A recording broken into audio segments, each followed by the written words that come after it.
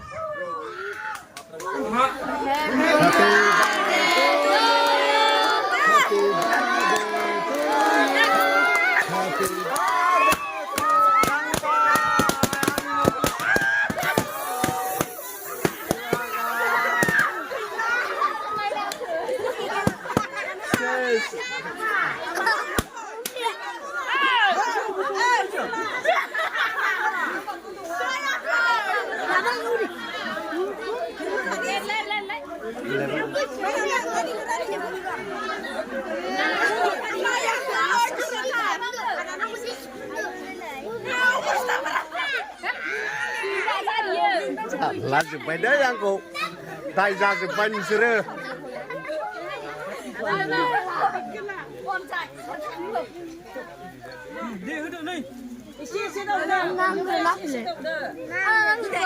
लागायबाय फोनलाजोब्बाय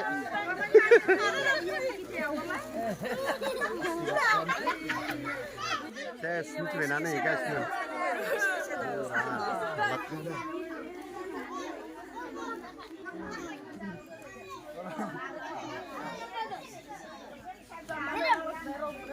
दा बहुद गोजोननाय मोनदों मानो होनबा आं दा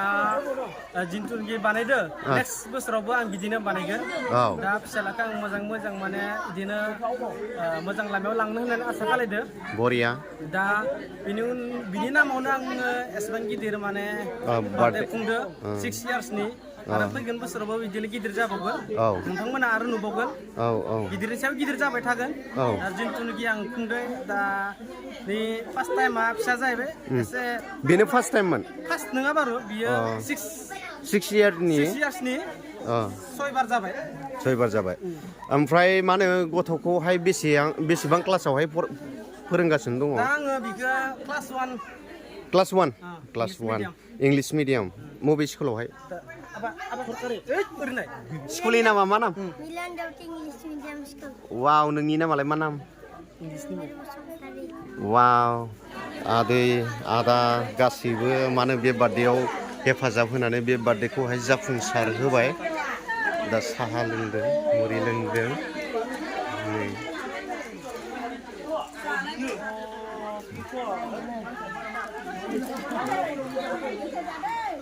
बार्थडेआव फैनानै माबायदि मोनदों गोसोआव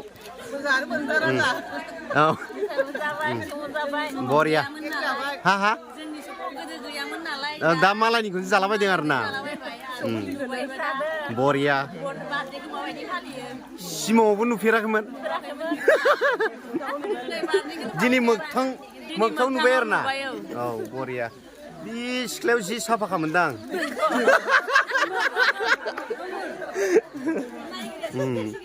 नायग्राया सिनायसिगोन औ नंगौ बोरैहाय मोनदों आदा बार्थडे औ आदै जागोनदां ना आदैखौनो बुंसै ओमफ्राय गामिनि माबाफोर मावो mechanic cycle mechanic bike mechanic सब गारि अल टटेल बा ट्रेक्टरखौबो ओंखायनोथ' ससमा गानलायदों ना लोगो मोननानै गोजोननाय मोनबाय बरिया नुखादों साफानो दिपालिखौ गोसोमोन नांगोन हा सोरखौ दिपालिखौ दिपालि अबे गामिनि इसानि खारनाय हिनजावा आंखौ गोसो नांगौ आय' नोंसो गोसोथोयोमोन ना आं गोसो जानानै खारदों माने बरनामा नोंदोंसो आंदोसो फंबायसाया नोंदोंसोमोन बापारे मानोथो बेबायदि खालामा नोंलाय माने मिथिंगाजों गोरोबनांगोन ना अबसे जेरै बारहावाया बेलेग बेलेग थायो साला मालायखौ होखारनानै गावहा जि मिनि खुसिब्रा आरो माने थेफ्रा थुफ्रा हिनजावफोरखौ ओइ हौवाफोरखौ ओरैनो हिनजावफोरा गोसोथोखायाना हौवाना जाबाय थेफ्राफ्रा अबसे नों एसे गोगोम ना जों एसे साइसबो दं साइसबो दङ मिथिंगाजों नंगौ दारियाबो बारा मोनस्रोलायबावाखैसो खानायफोरखौबो देखायनांगोन मोनबायलै खानाया जाबाय दे थेंक इउ आंना उदालगुरि मा गामि उदालगुरि बे दैफां फाख्रिबारि होनना बुङो हाबा जाबाय हाबा जायाखै मोनोबा लाना थांगोनब्रा नङा लामाराखैलै नायनायाव सिनायो बिगुरावनो सिनायथारो थेंक इउ सेसखा जेरावबो मारामल' गोथाव गोथाव जाथारदों माथो मा मुरि ना मा बिलाय मा मोनजादों केक मोनजादों बेलाय मा गुफुर बोरैबा नुथारदों माथो बोरैबा नुबाबो जानाय मोजांथार बार्थडे जानायनि आङो माने बिबथै ओमफ्राय आरो बे आंनि बिमा असे बरिया बिराद लंदांदां देरबाय नोंसालाया खिन्थु बिहामजो मोनदों ना मोनाखै मोनबाय अबेथो हिनजावालाय नोंनालाय आंना नागिरदो गोमागोन फाग्ला गोमाबाथाय सेसलै मबे नैबे बे गदाय फैबायलै गिबिया अबेथिं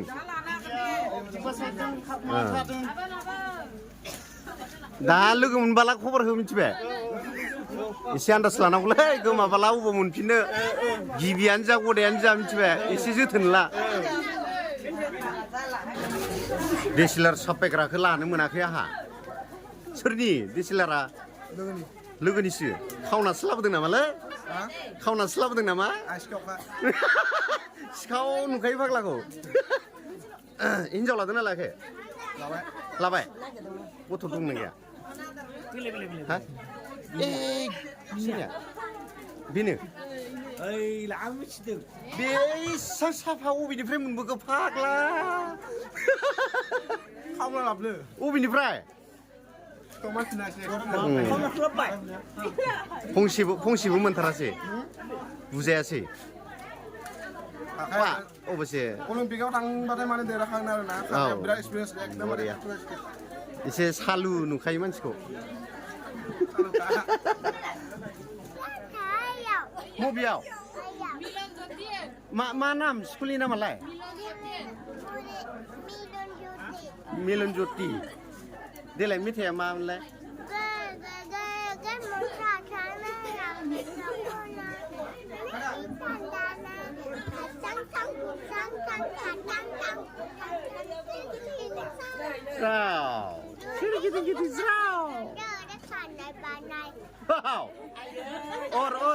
आरोबाव जि गोरोंखा माथो नोङो गोरोंखा बेबो दा बेजोंनो स्कुलाव थाफायो बार्थडे मोनजानानै माबायदि मोनदों गोसोआव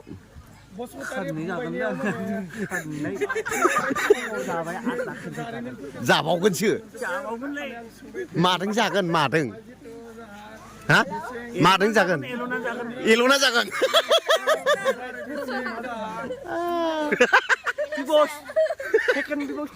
औ बिबसनिब्रा देलाय नो हमदो बिबसनि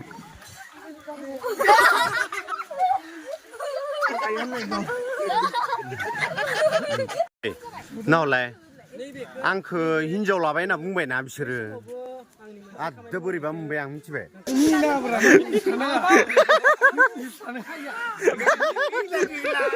मिनिनाय गैयानो मिथिबाय नङा मिनिनाय गैयानो बिनिया भिडिअ'आ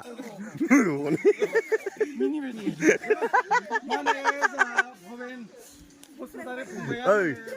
मिनिनाय गैयानो मिनिनाय गैया औ मानो गैया बेले थानांगोनब्रा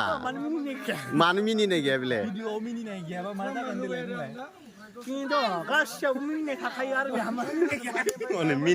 बेलेग बेलेगसो रायलायलांगासिनो बियो मिथिबाय बायसान्स मिनिनाय गैयाबा मा जागोन संसाराव मिनिनाय गैयाबा रागा जोंनाय जागोन आरो नों खोरो नोंखौ बुगोन आं मिनिनाय गैयाबा दा बैसोरनो मिनिनाय गैया आरो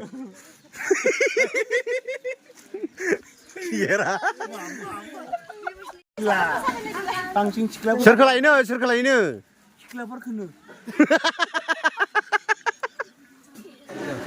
गोथावना बरिया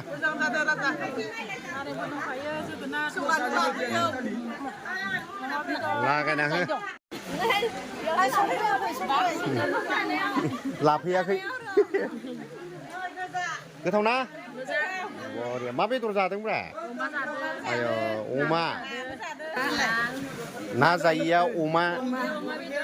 मोननैखौबो जायाबा लाब्रादों जा ना बरिया बा बियारबो मोनलायदों बा नोंसोरनि दिनसै टेस्टि बिराद मोजां नुथारदों औ आंना मबाइला मोजां नुखाथारो मबाइला साफाथार खोमा साफाखा मबाइला साफाबाथाय मानसिखौबो साफा नुयो वाव